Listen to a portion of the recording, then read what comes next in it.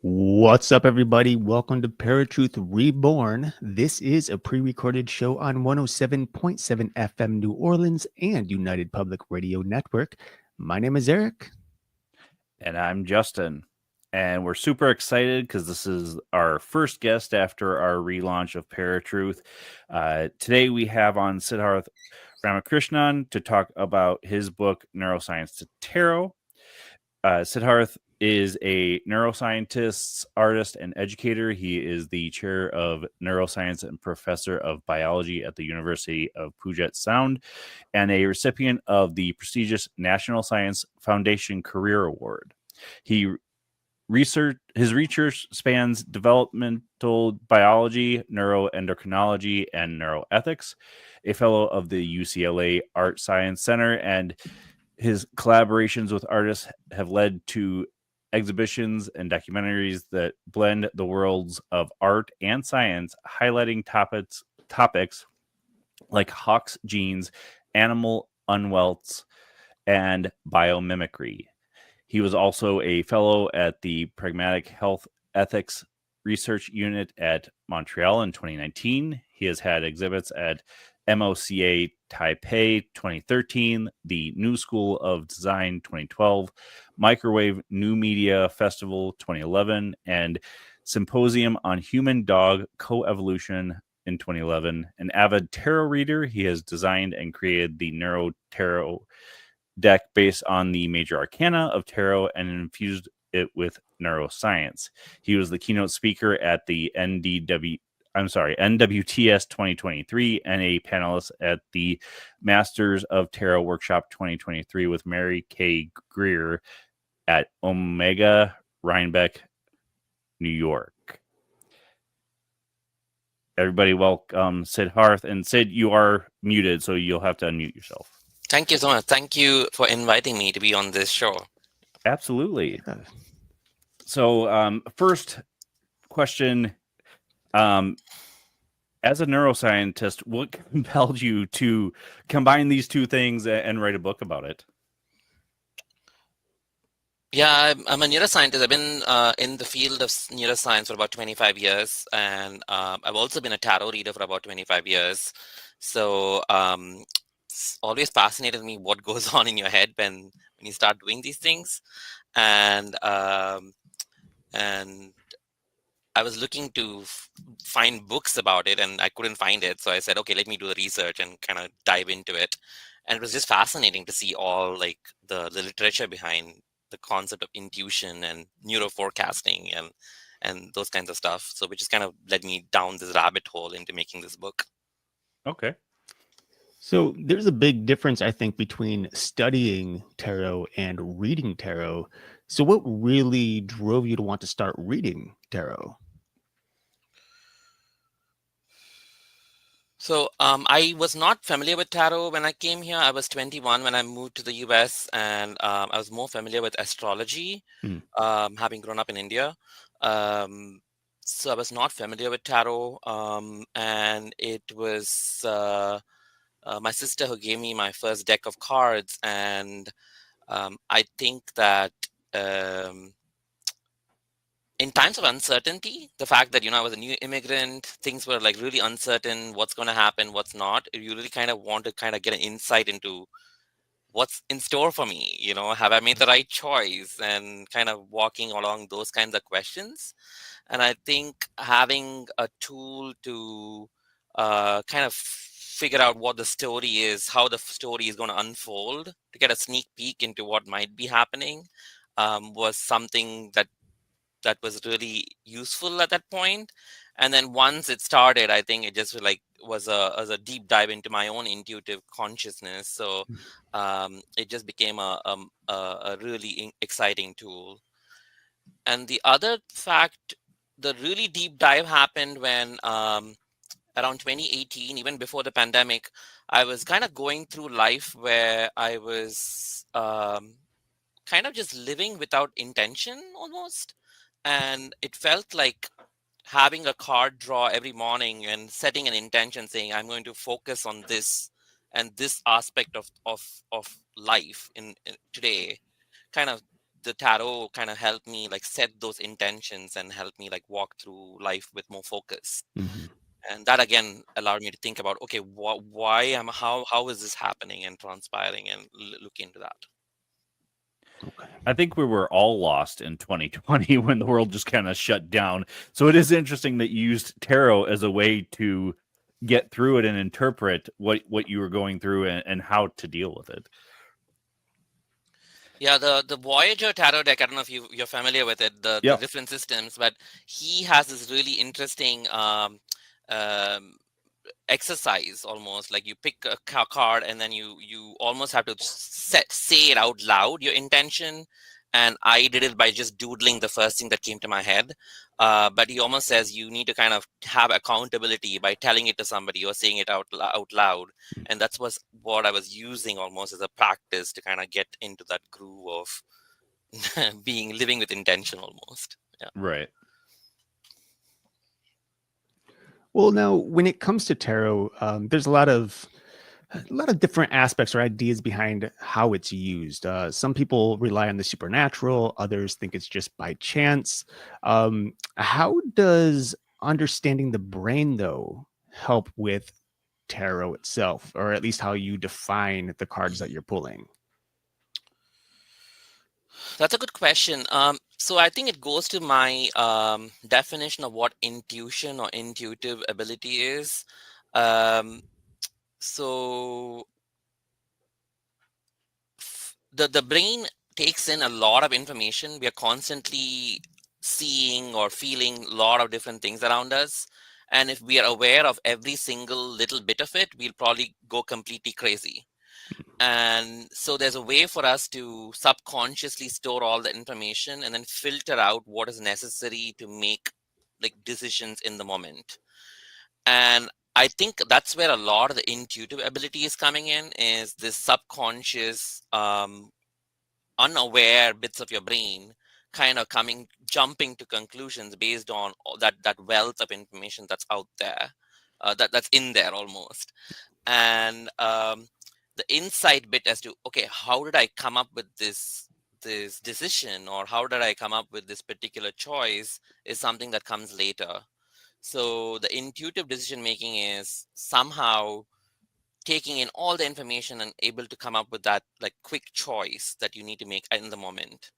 And I guess in a way we are wired for it, because if you were out in the wild and you heard a loud noise, you need to know immediately what to do and not logically think about, hey, this is what's happening. You need to, like, on the spur of the moment, like, figure out what you want to do. So, and I think that that's kind of what the wiring behind it is. I don't think, at least for the purpose of my research, the tapping into the higher consciousness or tapping into this external energy space and getting those bolts of information which came out of nowhere. I don't think that's what intuition is, according to my definition. There, that's more of the psychic abilities. That's where you go into that realm, I think. Okay. Now, the one thing that I found fascinating in your book is that you have these spots where you have the reader do journaling and interpret, or include the tarot with it. In your opinion, how do the journaling exercises help people with learning tarot and interpreting it?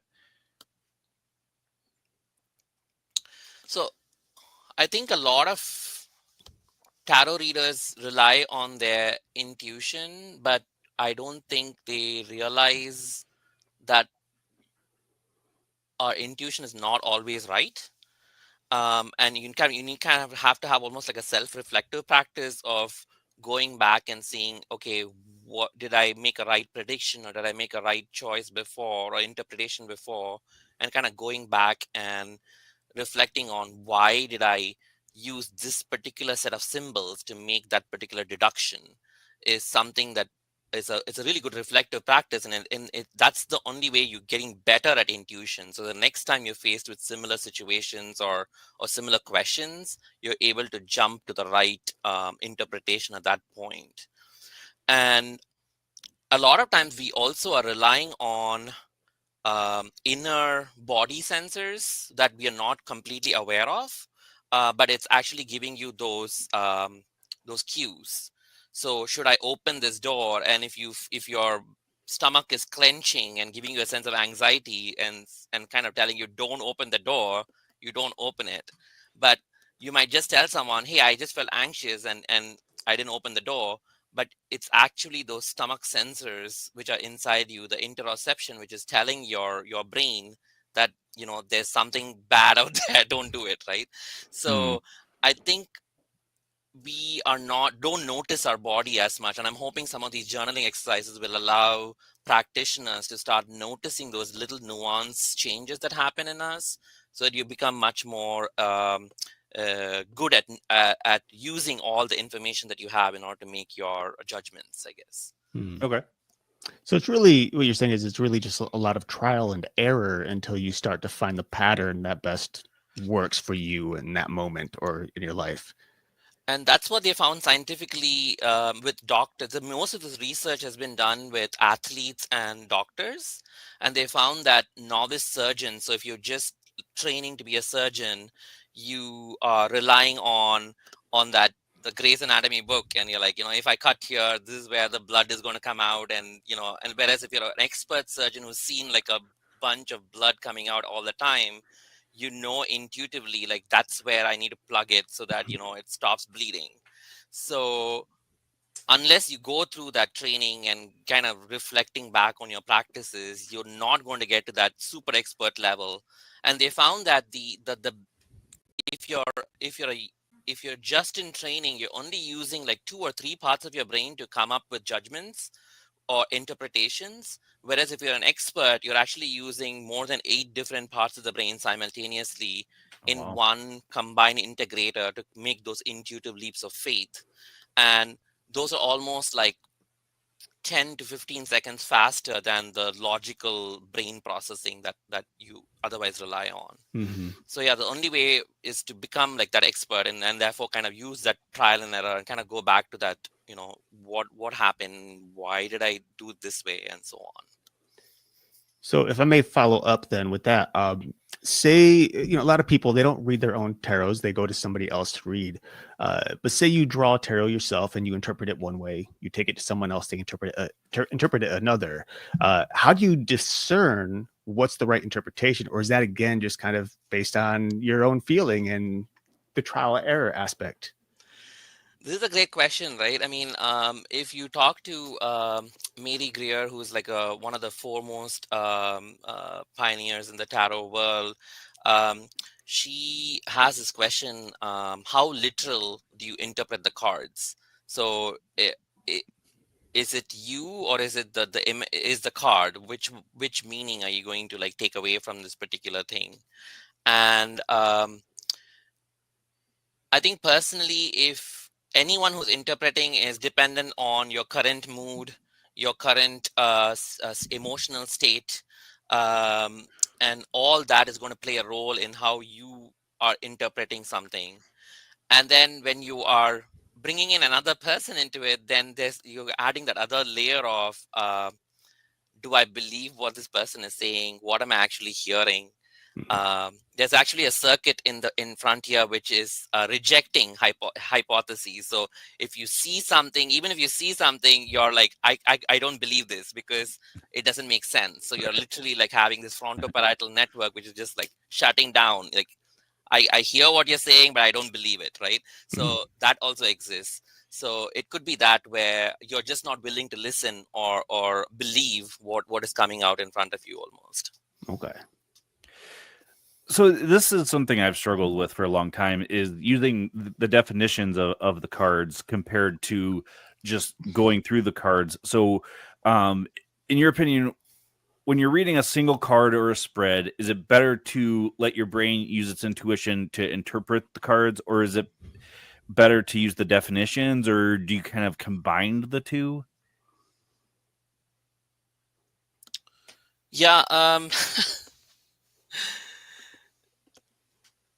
this is again if it's a simple exercise. So if I especially around Thanksgiving, it's a great exercise. If I showed a picture of a table with food on it, right, and if it's just a picture of table with the food, and I put the word comfort next to it, you might then immediately start having pictures of comfort food and warmth and happiness and all that.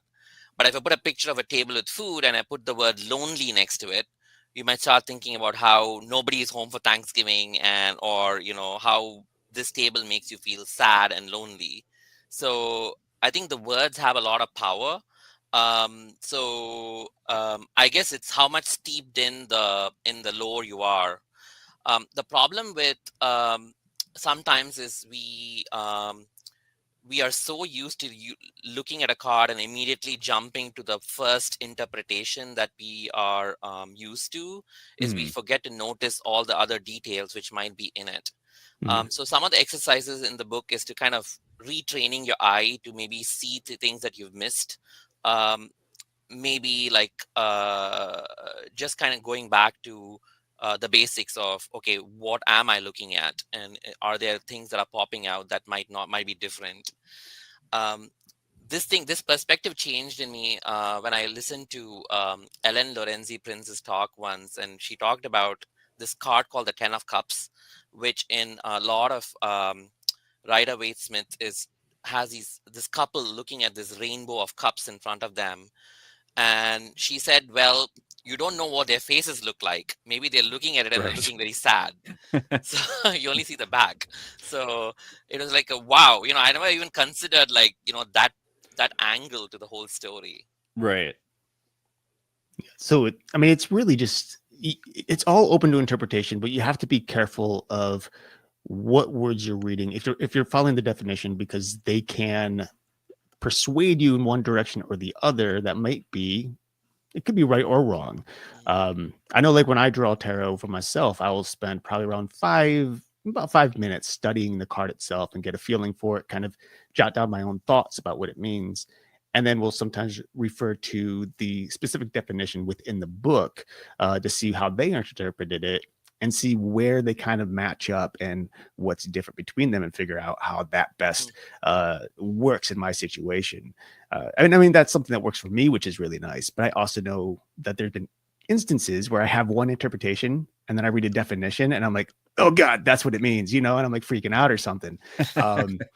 So it's really interesting. I think that you say that, because I think a lot of people out there they don't always want to take the time to try to understand the cards themselves. And so they leave it open to other people's interpretation, which unfortunately in some cases kind of misleads them and misdirects them when really they should be taking it into their own hands. You're absolutely right. And I think a simple way to do that would be to just look at, as you just mentioned. I thought your practice was really fascinating. You just open the card and just look at it and write down what you notice.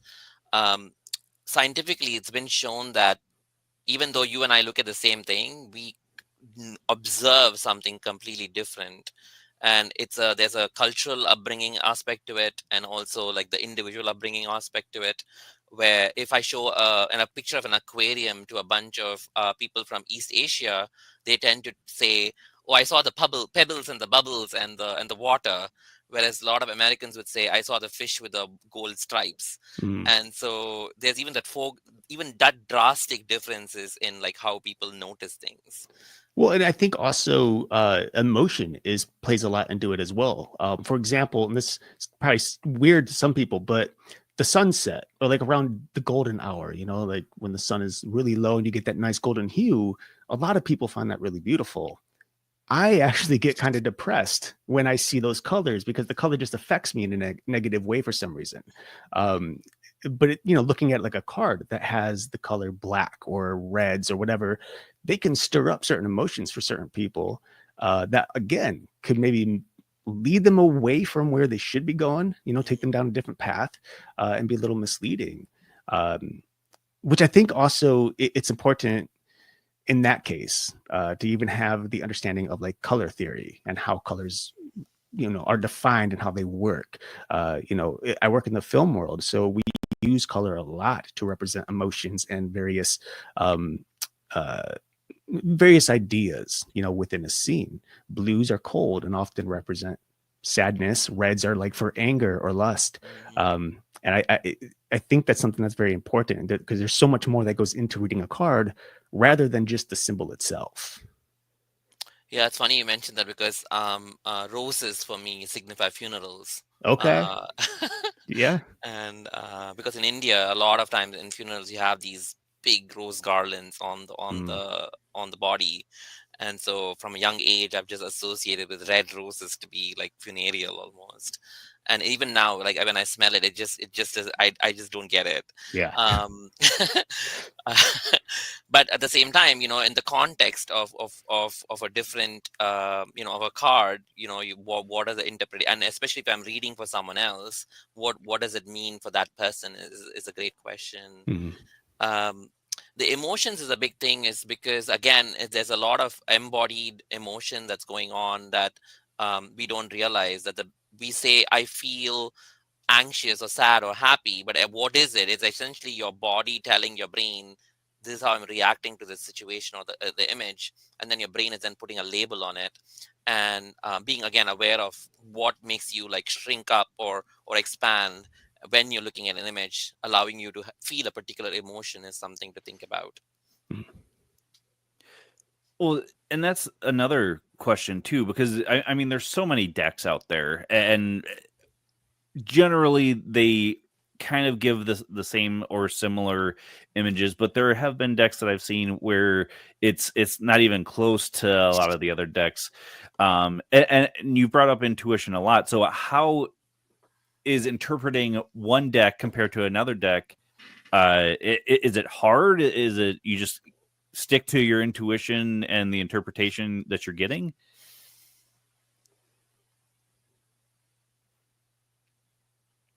I think so. There are some decks I go to for on a regular basis. I also have an old Italian deck with babies being boiled in the background. Oh that, no! that What could that mean? I don't normally use, but then I feel like that particular deck is super powerful in terms of its intuitive in terms of making a story up and evoking those kinds of emotional responses almost. Um, so I think on some level, I think these exercises help you to understand be more body aware or brain aware. But at some point, you just have to let go and let the narrative or the story or the plot of the images just take over and go with it. Because ultimately, that's what we are creating, right? Because when we have a spread or a set of images in front of you, your brain is looking at them and kind of trying to form an overarching theme or a plot device of the hero's journey or whatever it is, like over the set of cards. And how are the images speaking to you in terms of those of that overarching theme. I think Okay. that's where you're kind of setting the stage almost. Okay. So, and this is, I mean, I'm kind of sidetracking a little bit, but when it comes to the various cards that are out there, what do you believe in regards to obtaining a deck? Like, there are people who believe you have to be gifted a deck in order for it to, be meaningful and powerful. Others say you just go and you kind of pick the one that feels like you're being drawn to. Do you have a preference on that or certain outlook on that? I've done both. I've been gifted. I pick up decks. When I do readings for other people, I literally hand my deck to other people and ask them to shuffle it. So I have no qualms about other people holding my deck.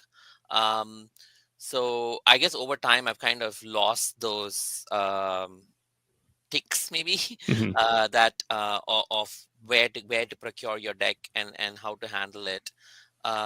Initially, when I started, I used to sleep with the deck under my pillow to kind of let my dreams like go into it and stuff. But I don't do that anymore. I'm just able to just pick them up and go with it. I did speak to a few other tarot practitioners, and it feels like the field of tarot is kind of moving towards that, where they say that these are just added levels of uh, barriers that people are imposing on themselves, and they just let go of some of them. Mhm. Now, this has nothing to do with reading it, but is there a certain card or a deck that you favor, or the imagery like is something that's drawn to you compared to others?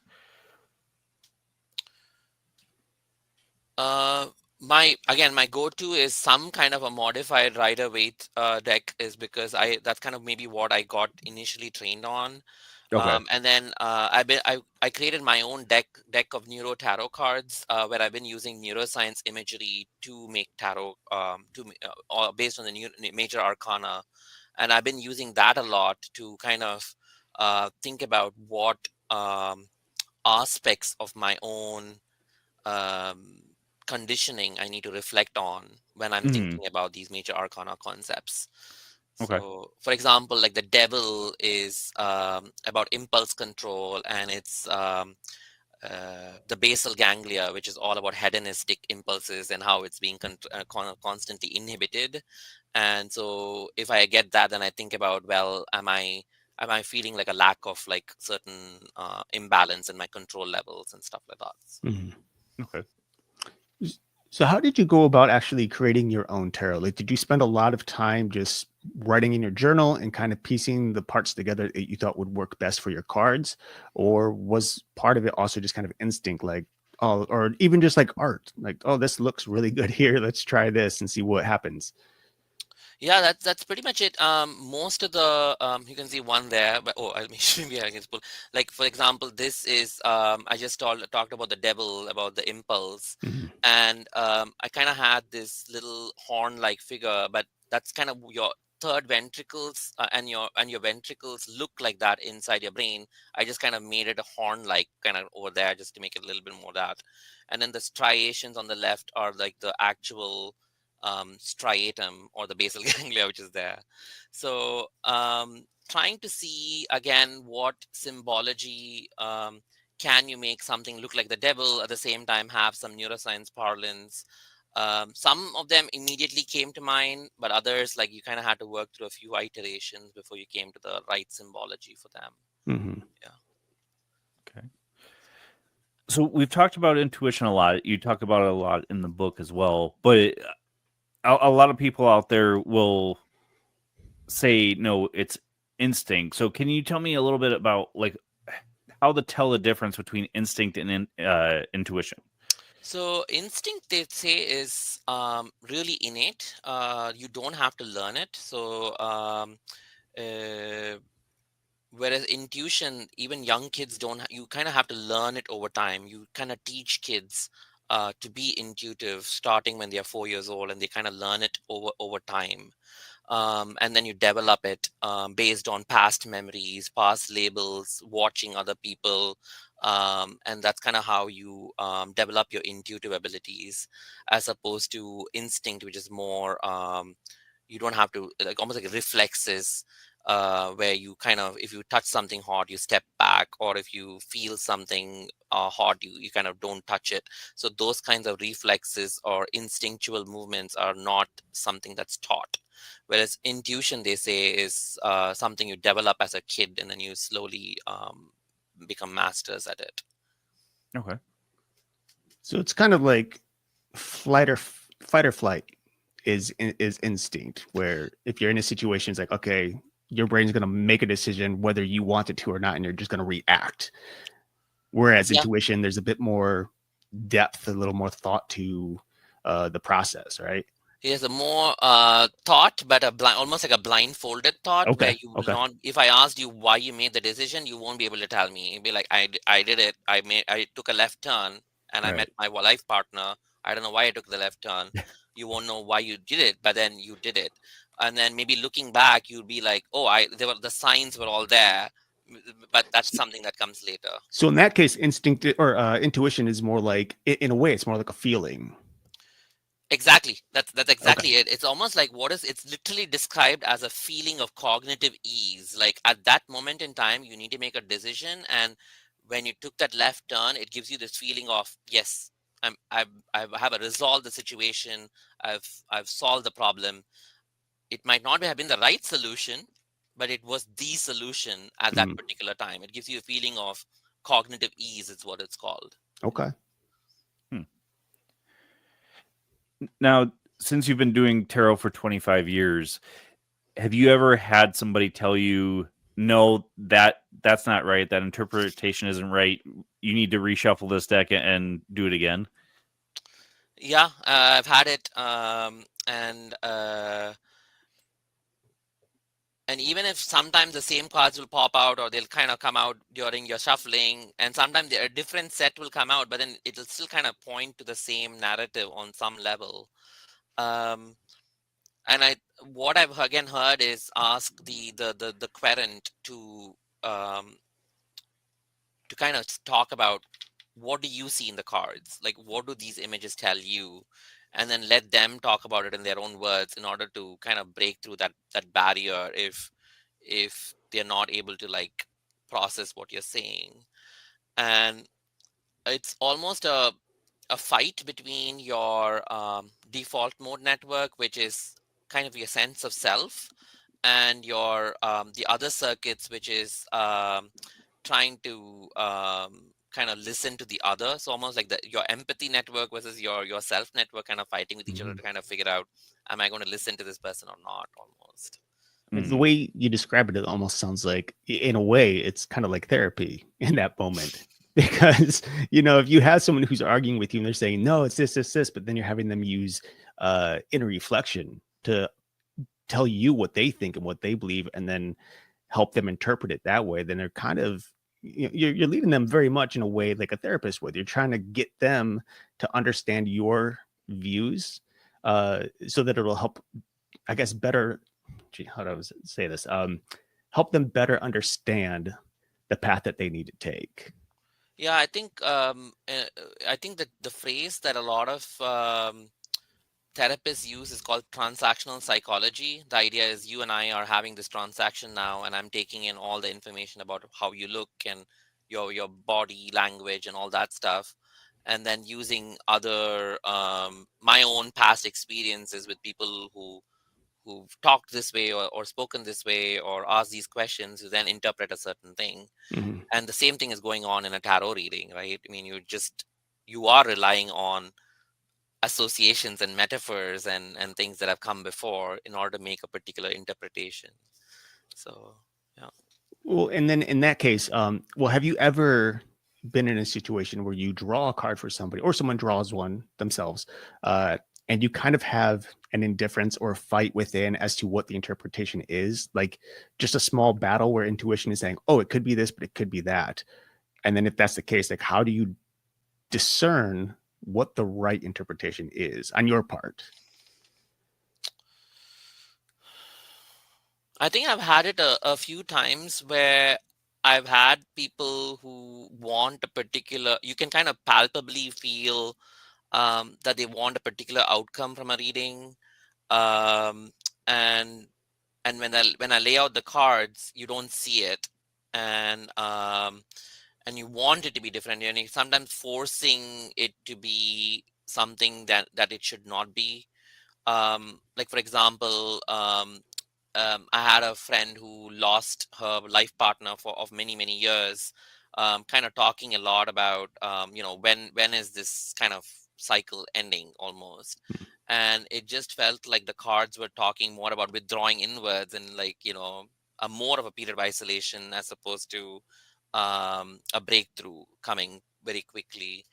and I struggled, and I don't think I gave her the right answer at that point. It was like my body was telling me, like, that sinking feeling in your stomach was telling me that the isolatory period was there, but uh, but the cards were not maybe pointing to the same thing. So Right. yeah. So you really have to battle in those cases, especially with close friends or even relatives. You have to battle the difference of what is showing up on the cards versus your own personal emotions in the situation, Yeah. and whether or not you're going to hurt them. Yeah, definitely. That's really tough, right? For sure. I've had a couple of tarot readers though tell me that they deal the death card, and they don't say to somebody, you're gonna die, or somebody's close to you is gonna die, because although it might be the case, death in tarot does not necessarily mean death in the physical. And it's one of those things where I think probably every tarot card reader struggles with it, not just interpreting the cards, but how to phrase the information where the person's not going to get really upset, or also tell them, hey, look, this is what I'm reading, but consult your physician, or consult your psychiatrist, or, because a lot of people will take it literally and take it like it's a medical diagnosis. Yeah, I in 2019, I went, no, 2019 or early 2020 probably, I went to a psychic, a medium, and she was pulling my cards, and when it came to my my life partner, she got the Three of Hearts, three of swords, which is this, in the Rider-Waite-Smith deck, it's this heart which is being pierced by three swords. Which immediately, like, I'm like, heartbreak, kind of thing, Right. and but she had this, she didn't even have a beat, and which kind of helped me, because if she had had a beat, I would have been like, okay, she's like thinking how to make this sound better. But it was like, she said, if you pull those swords out, the heart is going to bleed out, but the swords are in, there's no blood coming out. So which means that, she says, it's a relationship, there's like a lot of push pull and things, but there is that love is there. And it was like a really fascinating read of that card to me. And it just completely changed the perspective of that card going forward, almost. Okay. That's really cool.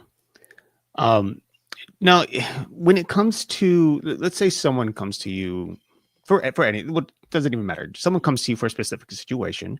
You read their card. Have you had it where, like, people will come back and be like, okay, well, best 2 out of 3. Let's see if it changes. And do the cards ever change, or does it kind of seem consistent? Or for yourself too? Like, I know when I first started like delving into tarot myself, I would pull a card, and at the time, then I wasn't really studying it. I was just reading the definition. And so I'd read the definition and be like, I don't like that. Let's put it back in.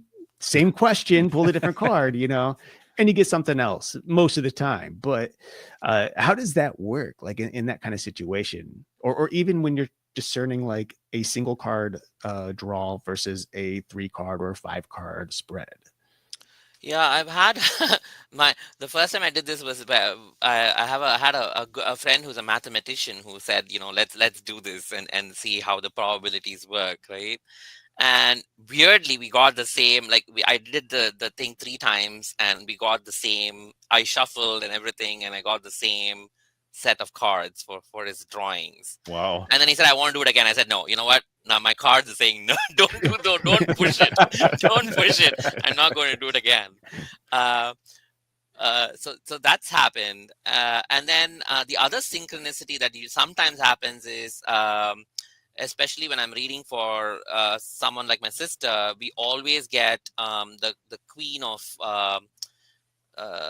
I think it's a Queen of Wands. It's a one of the cards where there's a cat also with the figure in the Rider Waite Smith deck, and either the Queen of Pentacles or the Queen of Wands for her.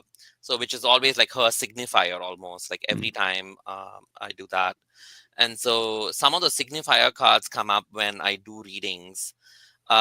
Recently, when I've been going to conferences, they actually literally say, if you have a card that you identify with a particular person, pull that out, put it out there, and then do the spread around it almost.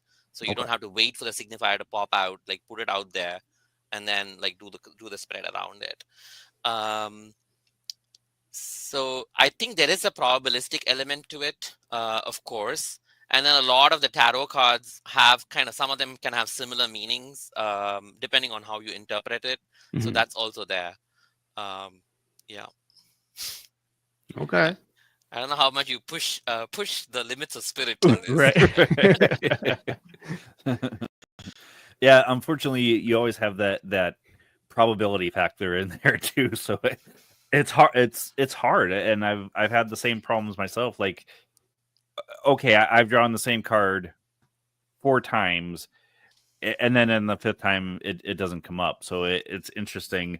A lot of people do want to try reading tarot, and they go to get the deck and they start reading through the definitions of the card, and they start to get discouraged because it's kind of a memorization game over just drawing and interpreting it yourself. So what type of advice could you give somebody who is just starting and wanting to do this, but they're getting overwhelmed just because the definitions in the book are just ridiculously overwhelming? I would say, first of all, pick a deck where you feel there's enough imagery for you to go on. Like nowadays, there are all these super minimalistic decks where you just have one line or like a hexagram or something, and it's so difficult to even like get any image out of it. So I would say, first of all, pick a deck which is rich in imagery, so that you don't have to kind of dive into the book almost like as an immediate thing. And then the only other thing I would just say is just practice. I would say, just it's okay to read for yourself, pull a card, then maybe just pull one card a day and then delve into it for that particular day, as opposed to doing like going into a 3-card spread immediately. So just get familiar with the cards, and because the meanings I would also initially not do the reverses. I would just stick with the straight ones before you delve into the reverses and symbology and all that stuff. Yep. So I still don't do reverse reading. I if I get a reverse card, I just like flip it up. I don't really care about the reverse meanings. Okay.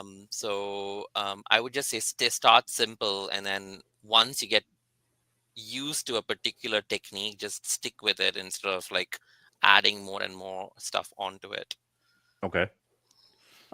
So I want to actually jump back to what we were just previously talking about regarding the signifier card, because I know, like, considering the various cards within the arcana, some of them, like the devil or death, can be a little sketchy.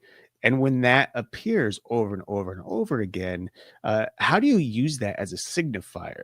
Like, is that always a negative meaning, or, can there be a positive outlook? And does the signifier ever change if the person who it's attached to starts to change themselves? I think the signifier does change, definitely. I mean, as you're going through life, the signifier changes. For a few years, my signifier was the Hanged Man, like almost like a contemplative, doubting, but also as someone who's looking at things from a different perspective. And then at some point, it's changed. It's no longer the Hanged Man, and I've had my signifier change over time. And then the other question you were asking was the devil and and death.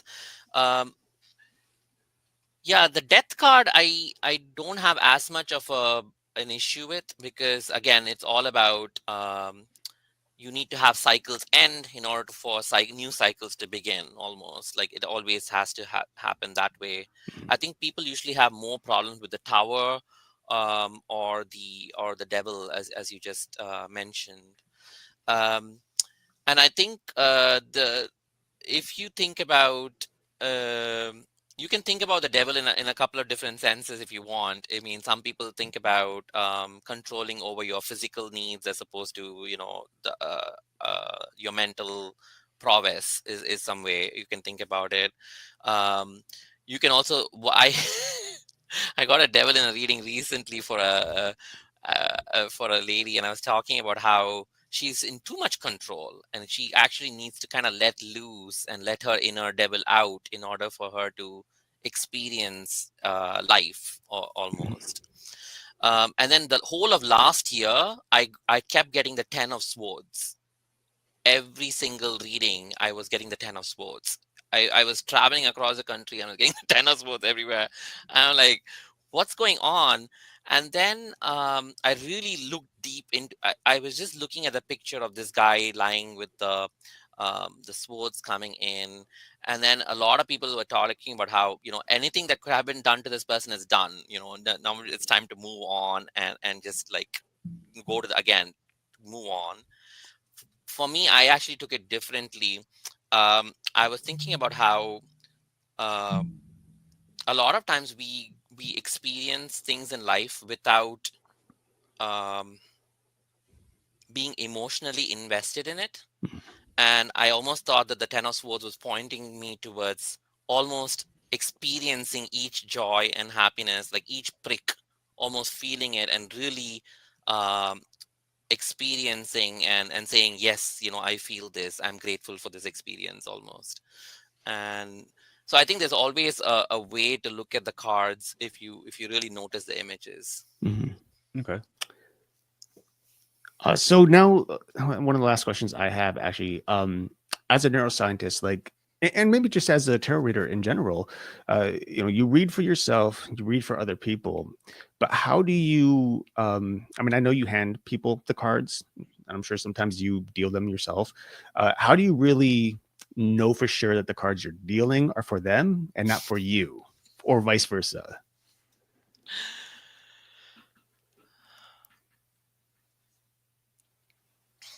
Sometimes it's very evident. How it's evident is interesting. So one of the exercises I talk in the book is you take a deck and you split it into 3, and then you choose one. But before you pick that choose one, why are you choosing that particular out of 1, 1, 2, 3?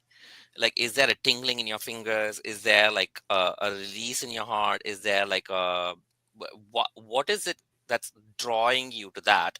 And then if you forcibly move your fingers away from that pile and move to a different pile, do you feel tension? Do you feel that you cannot physically, like, unless you have a first force, can you not move to a different pile? So think about what's causing that. And that might point towards kind of give you an answer as to whether a particular thing is for you or for them or something like that. Okay. The other thing is the intention. I really think at the point of shuffling, if my mind starts wandering and I am thinking more about myself and my own, like, problems and stuff, that is something that's a big red flag for me, which Okay. means I kind of need to go back to a practice of grounding myself before I start the whole thing again. Yeah. Okay. So it really comes down to, again, intuition, and then just examining your own energy and where you're placing it. Yeah. I Okay. think that's absolutely right. Yeah. Do you have a particular spread that you usually use?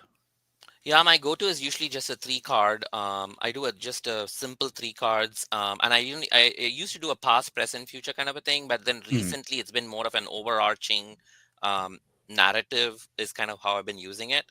And then the other thing I've been doing further than that is a 3, 2, 1, almost like a pyramid, an inverted pyramid.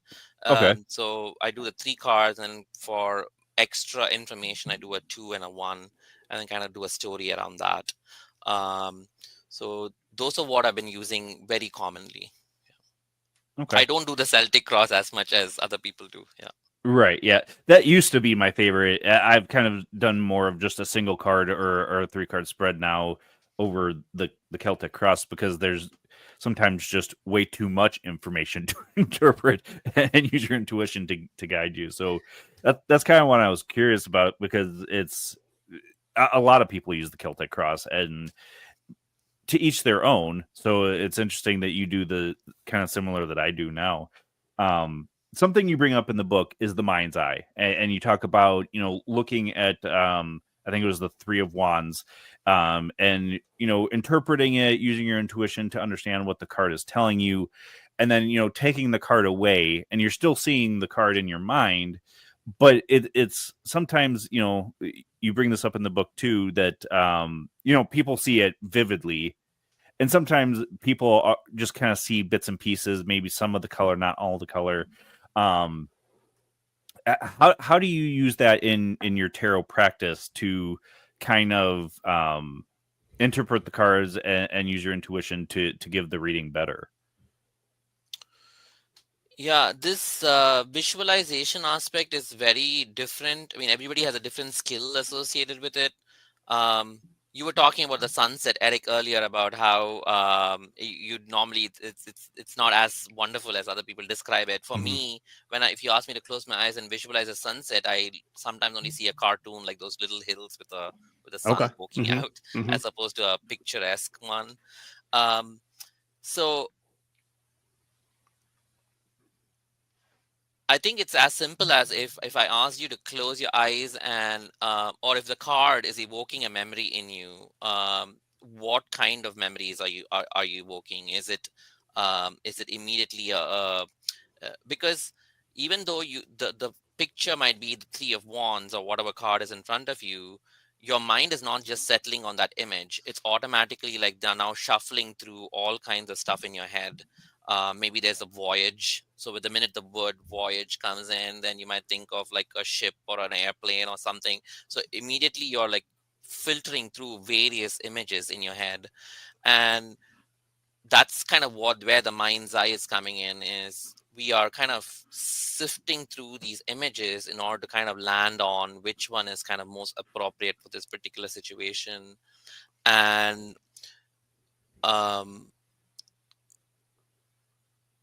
first of all, it's fascinating that we all have the capability of doing that. And then the other thing is, each of us is going to have a different level of ability in terms of, some of us, it looks like, can see landscapes better. Some of us can see motion better. Some people can see figures and people better. So from the same card, your mental imagery of what you're noticing in that can be like completely different.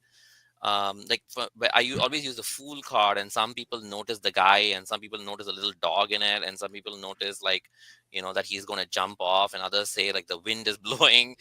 So all kinds of things come up. So it's really fascinating how that ties into what your interpretation is going to be. So part of the exercise is, okay, this is what you do for your first interpretation. Like, go back and look at it the next day. And you're not supposed to look at the mountains or the trees, like look at something else and see if your mental imagery or your mind's eye view of it changes. So almost forcing yourself to change what you're looking at almost. Okay. One final question here, because we are starting to run out of time. But this is a little debate that Justin and I have had over the years. And it's really, I just want your opinion on it. What is your take on digital tarot readings, like through a phone app that just automatically, you open it up and it gives you a card? Like, is that something that you think is simply randomized? Can you put energy into that to get the right card? Or I don't know. Like, that's something I always tell. Like, originally I used to use them, and then I was like, I'm switching to the regular tarot. It just feels better to me. It feels like it's funny you bring this up, because I was going to ask him about it too. So. Okay. See, so we're trying to settle the debate now. Are you talking about like Astro Guru on Yahoo or something like that? Well, I use an app called the Golden Tarot, and you can do it like a single card draw, or you can have the app draw cards for you. I've usually used it just for like getting the definitions for the cards if I'm doing a physical deck. But for a long time, I was doing a single card draw and letting the app choose it for me. I think it works on some levels. I think there's a certain depth it lacks, but I think it works on just the images. I think it definitely works. Um, because I was as a part of this book exercise, I was trying to not use tarot at all, imagery at all, but just do intuitive guesses based on random image generator. So I would just put it out there and say, okay, what do these three images like mean for me? Mhm. And I really got the imagery bit of it. What I didn't get was the visceral sensation. Like when I talked about splitting the cards and like, where is Mhm. your thing drawn? I found that I was missing the visceral bits of it. Because I feel like a lot of the reading is dependent upon your body as well as your mind. And I think you might be getting some of the mind's eye view of things, but not the entire story, maybe. I don't know. Okay. No, that makes a lot of sense. Well, it is about that time to end the show, so we wanted to give you a chance to tell everybody where they can find you, find the book. The mic's all yours. Oh, thank you. I'm Siddharth, and you can email me if you want at neurotarot@gmail.com. My website is www.brainmystic, that's BRAINMYSTIC.com. And that's where you can find my Neuro Tarot deck. The book, The Neuroscience of Tarot, is available at Llewellyn, but also on Amazon or other places. And then you can see me speak at the StarCon in Florida on January 26th. I'm the Sunday keynote at StarCon in 2025. So that's my next main assignment. So Awesome. All right, Siddharth, thank you for being on ParaTruth Reborn. thank you so much. Thanks for the invite, and this really engaging conversation. It was a lot of fun. Yeah. Thank Awesome. you.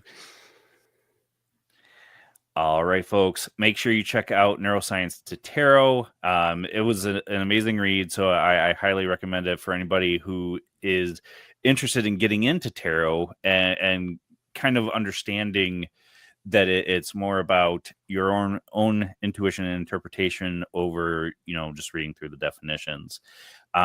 Next week, we've got Tim Reborn on to talk about the scary book of Christmas lore. And then that runs us right into our Christmas Crazy. New Year's episode. It all moves so fast. It does. It really does. But yeah, we got a lot of great stuff coming for you. If you have been listening and enjoying on 107.7 FM in New Orleans or on UPRN, share the love, share, like, and subscribe, no matter where you're listening or watching, of course. And we love to hear from you as well. So make sure you're commenting, telling us your views. You can email us at paratruthradio@gmail.com. Yes, I know the show is ParaTruth Reborn. We just didn't change the email. But yeah, until next week, where you will find us same time, same channel. My name is Justin. And I'm Eric. Peace.